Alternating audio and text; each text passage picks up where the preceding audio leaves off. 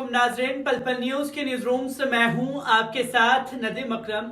लगातार supreme court के फैसलों को लेकर के सवाल खड़े होते रहे हैं, जहां तमाम लोग ये बार बार कहते रहे हैं कि सुप्रीम कोर्ट के जज जो हैं वो बिक चुके हैं, क्योंकि अब फैसले नहीं होते, फैसले थोपे जाते हैं।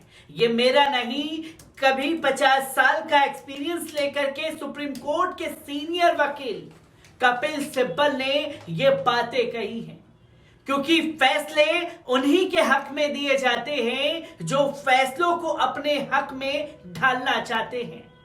चाहे आप ज़किया जाफरी को लेकर के देखें, चाहे आप देखें बिल्किस बानो के केस को, चाहे आप सीए एनआरसी के केस को उठा करके देखें, चाहे किसी भी केस को उठा करके देखें, बीते 8 सालों में सुप्रीम कोर्ट के जजों की क्या दशा और दिशा रही है, उस पर बार बार सवाल खड़े हुए हैं।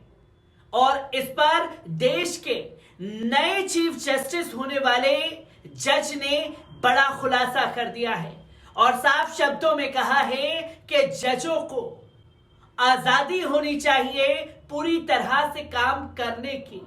और इस खुलासे ने हंगामा मचा दिया है देश में। किस तरीके से बयान दिया गया है, पहले उनके बयान पर नजर डाल लीजिए। देश के भावी मुख्य न्यायाधीश जस्टिस उदय उमेश ललित ने कहा है कि न्याय पाना देश के हर नागरिक का अधिकार है और इस लक्ष्य की प्राप्ति के लिए अमीर गरीब का फर्क दूर होना चाहिए।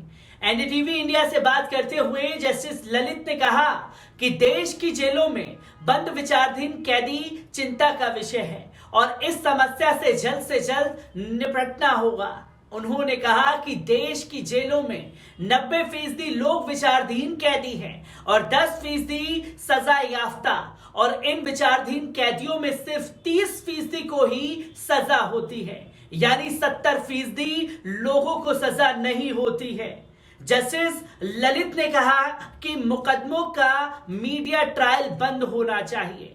उन्होंने कहा कि अदालती आदेशों की स्वस्थ आलोचना का हमेशा स्वागत होना चाहिए, लेकिन इसके तहत जजों पर निजी हमले नहीं होने चाहिए, बल्कि जजों को आजादी से काम करने देना चाहिए।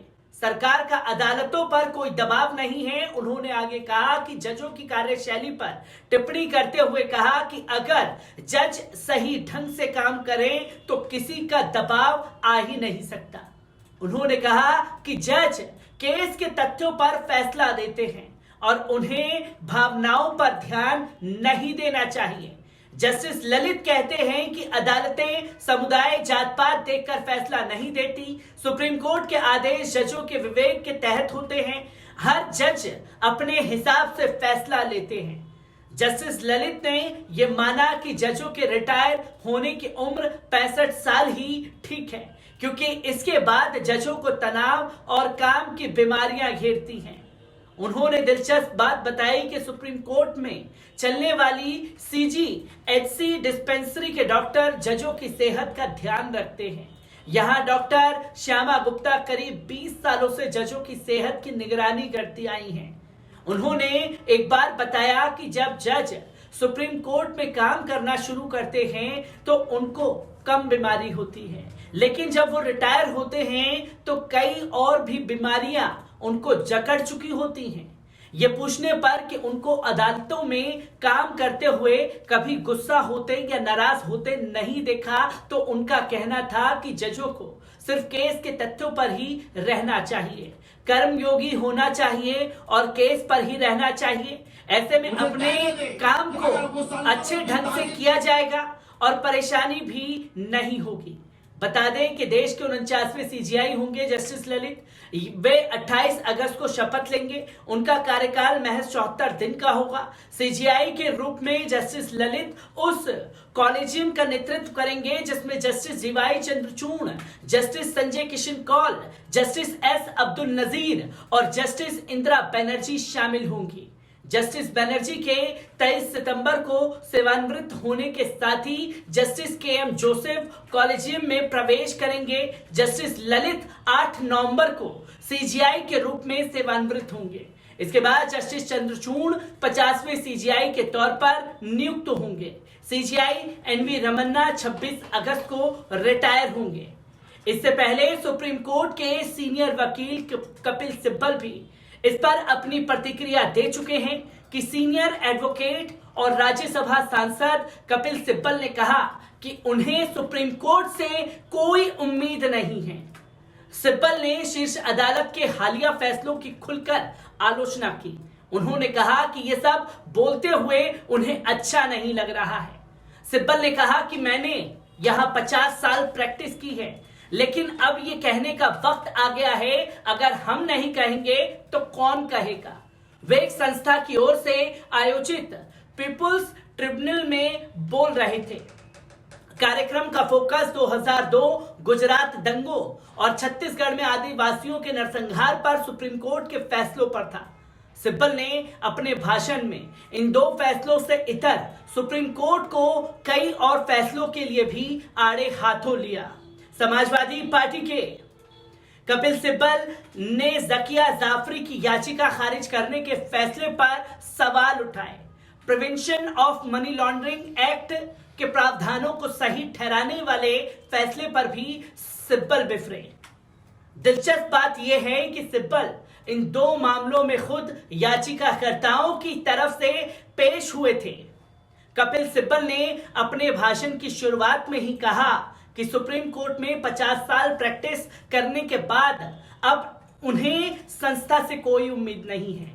वरिष्ठ एडवोकेट ने कहा था कि अगर मील के पत्थर जैसा कोई फैसला होता भी है तो उससे जमीनी हकीकत नहीं बदलती।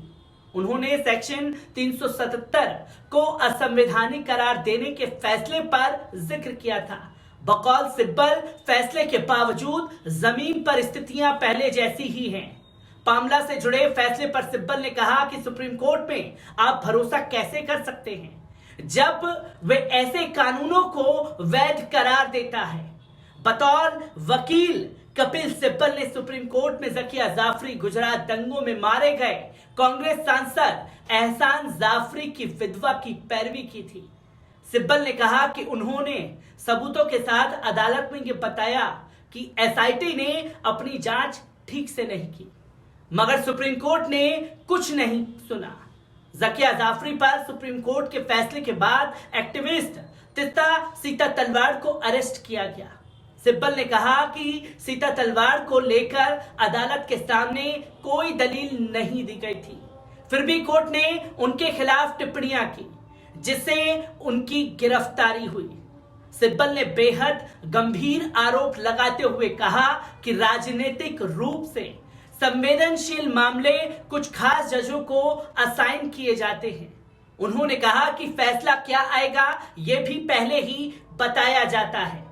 सिब्बल ने यह भी कहा था कि भारत में आपको पहले एफआईआर के आधार पर गिरफ्तार कर लिया जाता था, फिर जांच शुरू होती थी। उन्होंने कहा कि यह ब्रितानी परंपरा है, कानून ऐसा होना चाहिए कि जांच पहले हो और गिरफ्तारी बाद में। ऐसे कानून का तब तक कोई मतलब नहीं जब तक क्रिमिनल लॉ नहीं बदलता। मैं उस अदालत के बारे में इस तरह बात नहीं करना चाहता जहां मैंने 50 साल प्रैक्टिस की है, लेकिन समय आ गया है, अगर मैं ही नहीं बोलूंगा तो कौन बोलेगा। सच्चाई ऐसी है कि कोई संवेदनशील मसला हो वे मुट्ठी भर जजों के सामने रखा जाता है, जिसके बारे में कपिल सिब्बल भी कह चुके हैं कि पूरी तरीके से फैसला तय किया जाता है और अपने पसंदीदा जज को दिया जाता है और वो उसी आधार पर फैसला सुनाता है। और यही जो नए जज बनने वाले हैं उन्होंने भी साफ शब्दों में कहा कि जजों को पूरी आजादी होनी चाहिए काम की।